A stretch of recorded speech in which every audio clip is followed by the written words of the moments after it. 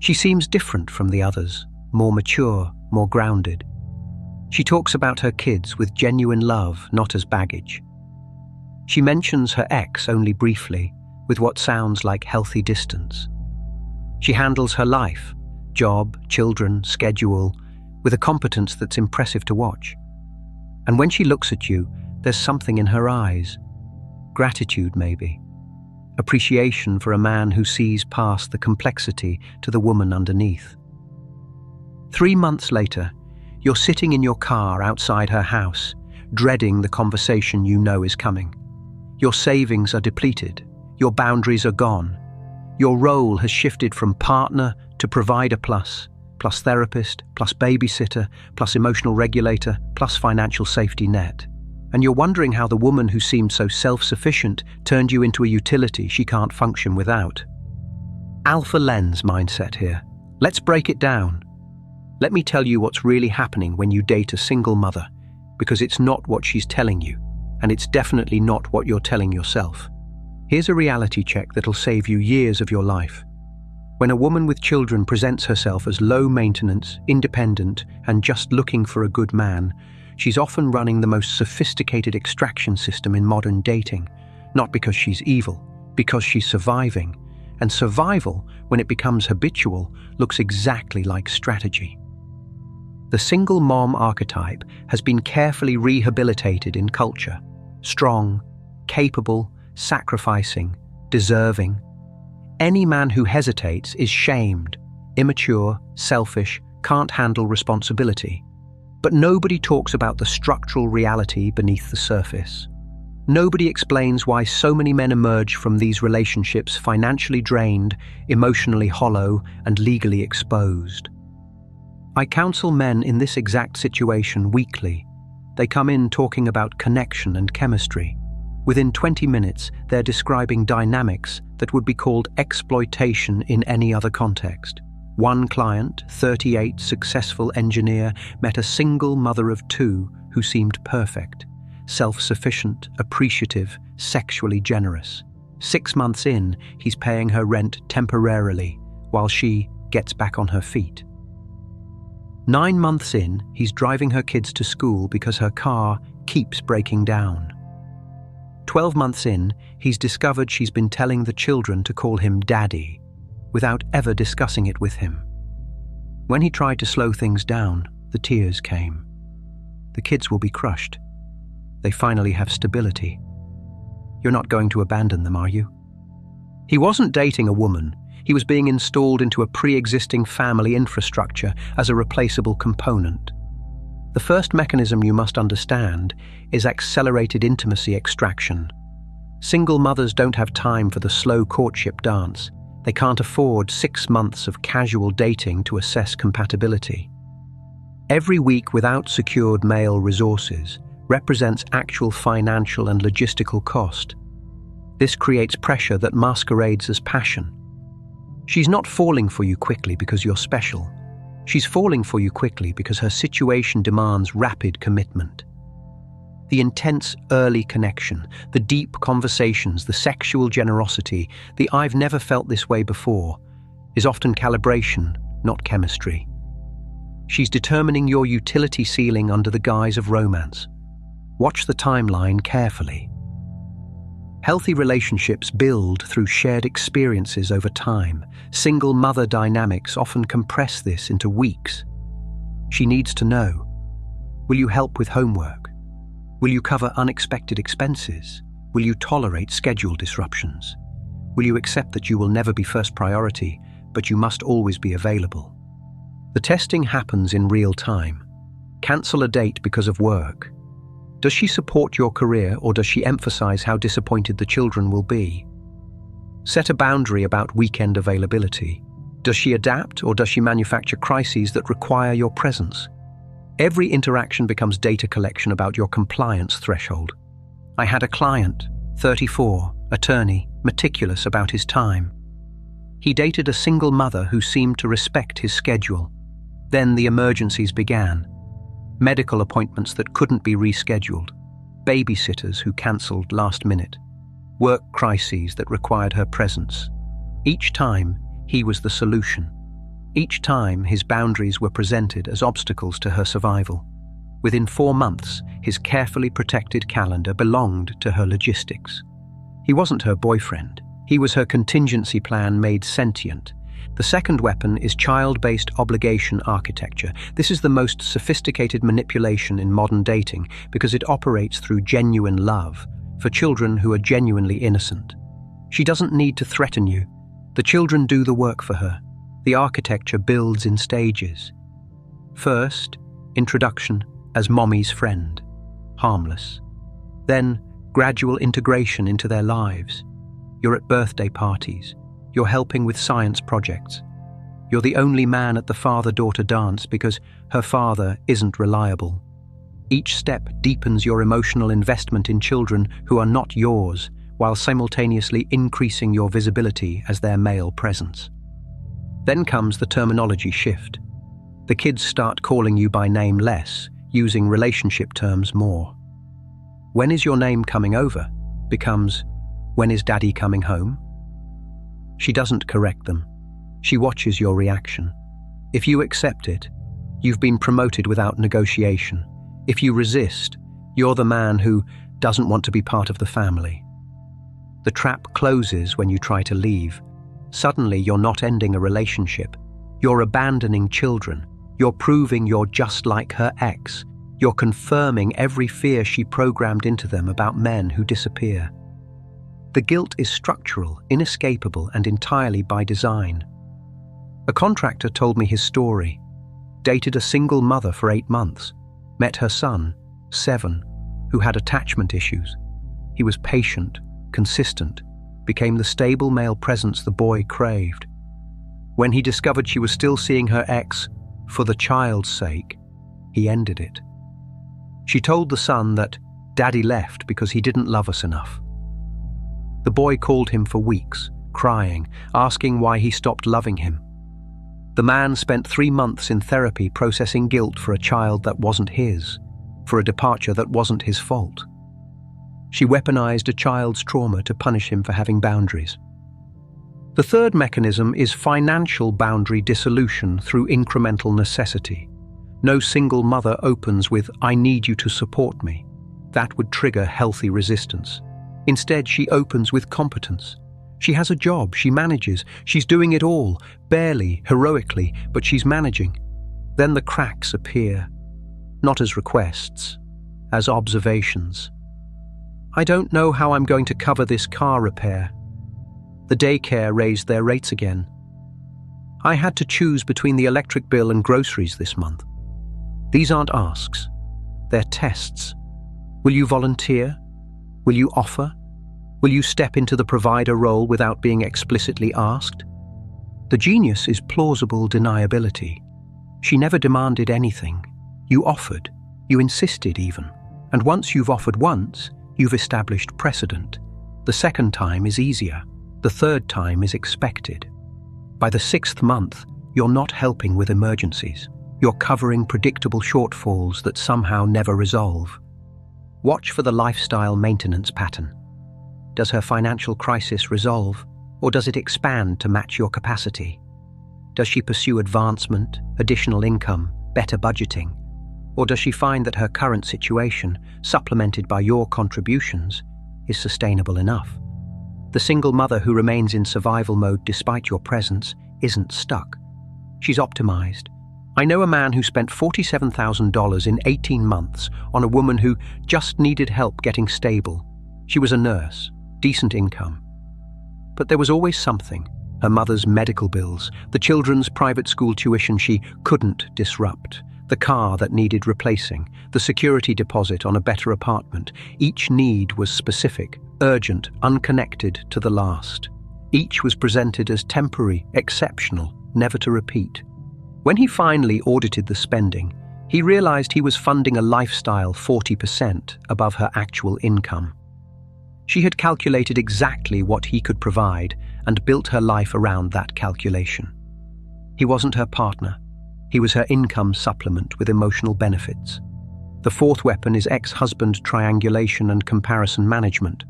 The ex is always present, even when absent. Sometimes as villain, sometimes as cautionary tale, sometimes as lingering complication. His role shifts based on her needs.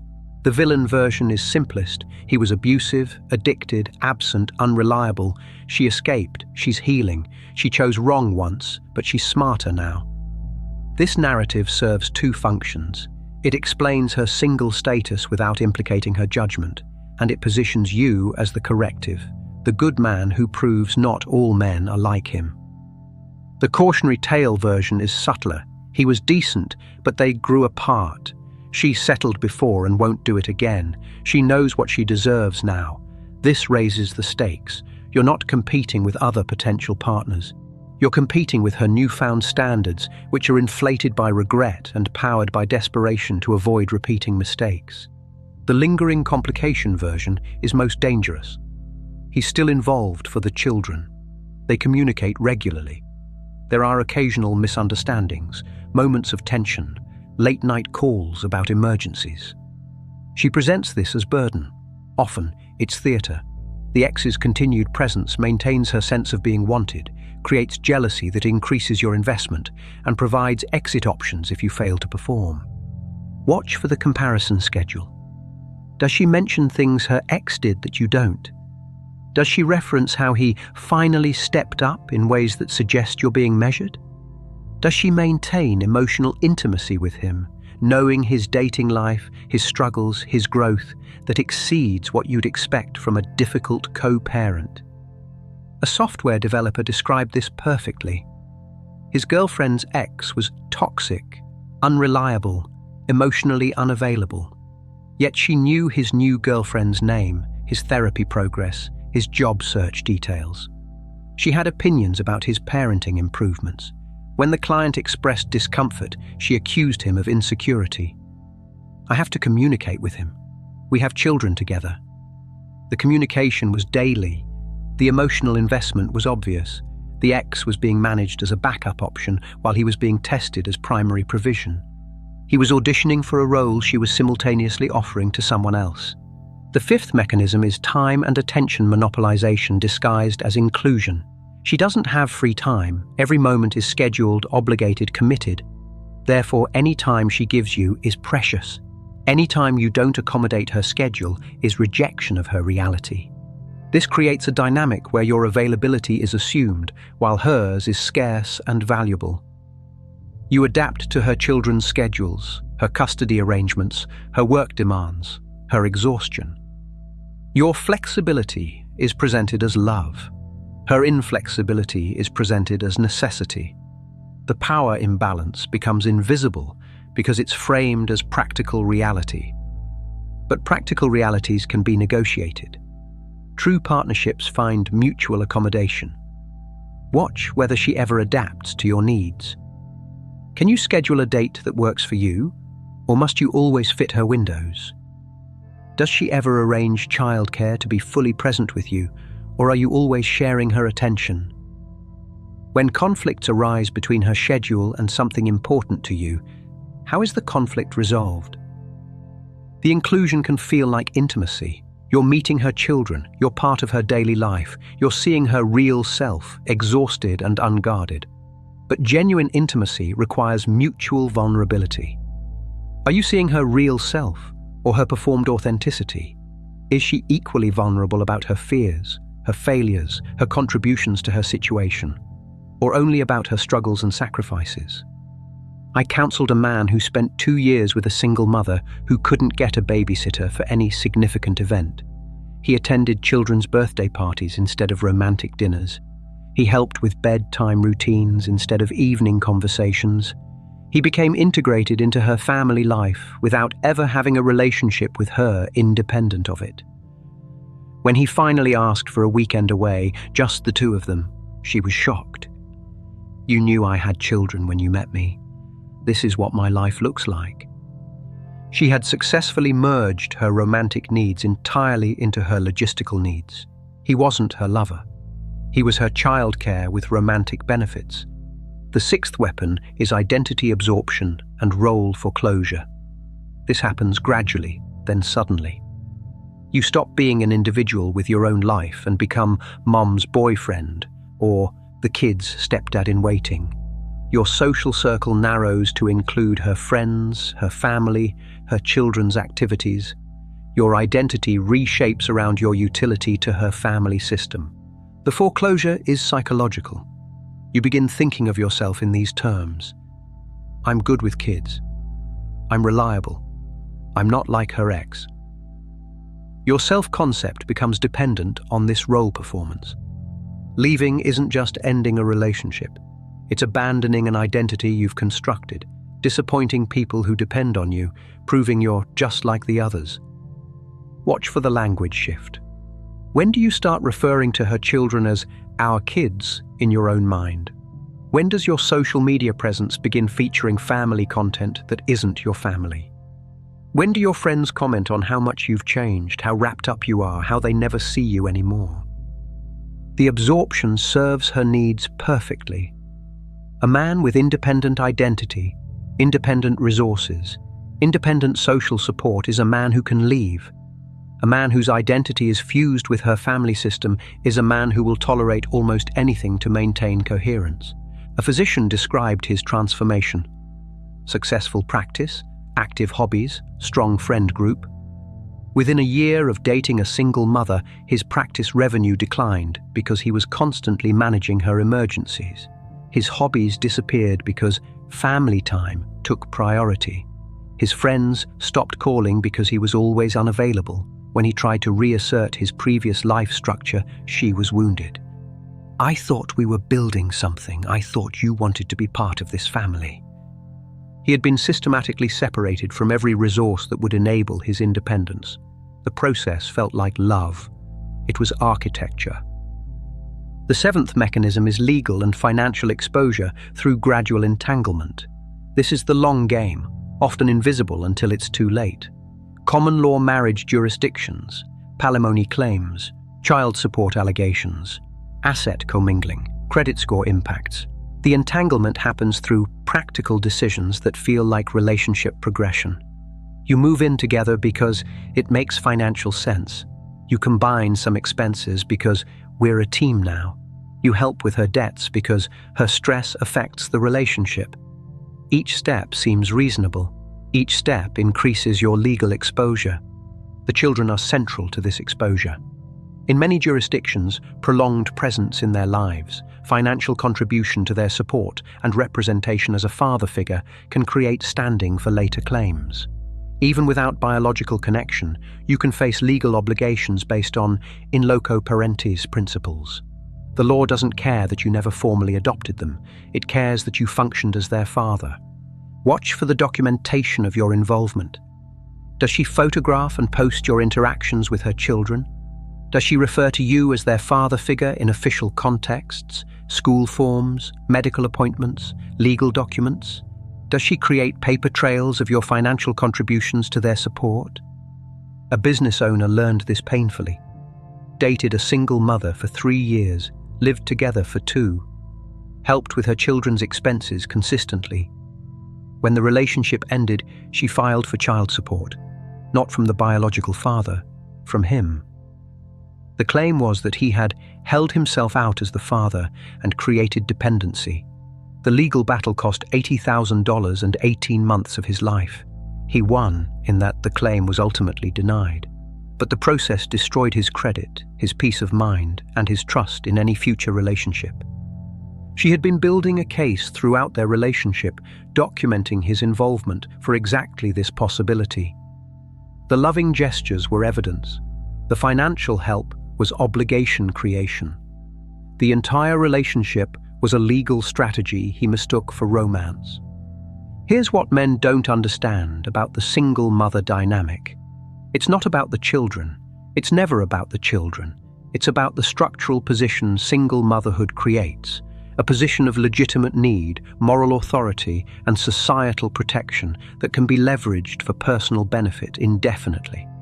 The children are genuine. Their needs are genuine. Her love for them is, in most cases, genuine. But the presentation of her situation, the management of your involvement, the architecture of obligation, that's strategy. And it's strategy born of necessity, refined through survival, deployed without malice because it doesn't feel like manipulation to her. It feels like protecting her family. The most dangerous single mothers aren't the obvious ones. The ones demanding support up front, the ones with chaotic lives, the ones with multiple children by multiple fathers that signal poor judgment. Those are visible risks. The dangerous ones are the competent ones, the together ones, the ones who seem to have it handled and just need the right partner to complete the picture. They've learned that neediness repels, competence attracts, so they perform competence while creating dependence. They maintain surface self-sufficiency while engineering deeper reliance. They're not looking for rescue. They're looking for upgrade. And you're the upgrade candidate being assessed for fit, durability, and extractable value. The warning signs are always present if you're willing to see them. Does she have female friends, or does her social circle consist primarily of men who provide various forms of support? Does she maintain any hobbies or interests independent of her children and her search for partnership? Does she ever discuss what she brings to a relationship beyond her presence and her need? Does she acknowledge her ex's positive qualities, or is he uniformly villainous? Does her financial situation improve with your involvement, or does it simply become more complex? Most critically, does she want you, or does she want what you can do for her family system? These are not the same thing. Wanting you means interest in your mind, your growth, your happiness, your independent flourishing. Wanting what you can do means interest in your utility, your stability, your availability, your resources. You can tell the difference by watching what happens when you assert independent needs. Does she adapt, negotiate, find mutual solutions? Or does she present your needs as threats to her children's well-being, as selfishness in the face of her sacrifice, as proof you're not ready for the responsibility she represents? The single mother who genuinely wants partnership will make space for you as a person. The single mother who wants extraction will absorb you into her existing structure and resent any resistance. The cultural narrative around single mothers is designed to prevent this analysis. Question the dynamic, and you're punishing her for having children. Set boundaries, and you're proving you can't handle responsibility. Express concerns, and you're just like her ex. The shame architecture is as sophisticated as the extraction architecture. But here's the truth nobody wants to say. Her children are not your responsibility. Her financial challenges are not your emergency. Her past relationship failures are not your debt to pay. Her desire for partnership does not create your obligation to provide it on her terms. You can choose to involve yourself with a single mother. Many men do, successfully, happily. But successful involvement requires clear-eyed assessment of the structural dynamics, firm maintenance of boundaries, and willingness to be called selfish for having limits. The men who thrive in these relationships are not the ones who step up most completely. They're the ones who maintain independent identity, who negotiate mutual accommodation rather than unilateral adaptation, who recognize that love for children does not require submission to their mother's management. The men who are destroyed are the ones who believe that accepting her situation means accepting her terms, who think that caring for children means accepting any dynamic that includes them, who confuse sacrifice for love and find themselves sacrificed. If you're currently in this dynamic, ask yourself, when did you last make a decision based solely on your own needs? When did she last adapt to your schedule, your preference, your boundary? What would happen if you needed her to cover your emergency, support your goal, accommodate your limitation? Would the relationship flex, or would you discover it was built entirely around her infrastructure? The answer to that question tells you everything about what you're actually in. Not all single mothers are running extraction systems. Some are genuinely seeking partnership, capable of reciprocity, aware of the structural challenges, and committed to not replicating them. But these women are rare, and they're not the ones who present as effortless, low maintenance, and just needing a good man. The ones worth building with will acknowledge the complexity up front. They'll discuss boundaries explicitly. They'll maintain their own lives and encourage you to maintain yours. They'll demonstrate through action, not just words, that they want you, not just what you can do for them. The others will make you feel needed, then necessary, then trapped. They'll use your best qualities, your reliability, your generosity, your care for children, against your long-term interests. They'll transform your love into labor and your labor into obligation. The choice is yours, but make it with eyes open. The single mother trap isn't about avoiding women with children. It's about avoiding the structural dynamics that turn men into resources to be consumed rather than partners to be cherished. The wall remains undefeated. Biology doesn't care about your good intentions, and the children, however innocent, become the architecture of your confinement if you don't recognize the blueprint. Document everything, maintain your boundaries, and remember, you deserve to be wanted for who you are, not needed for what you provide.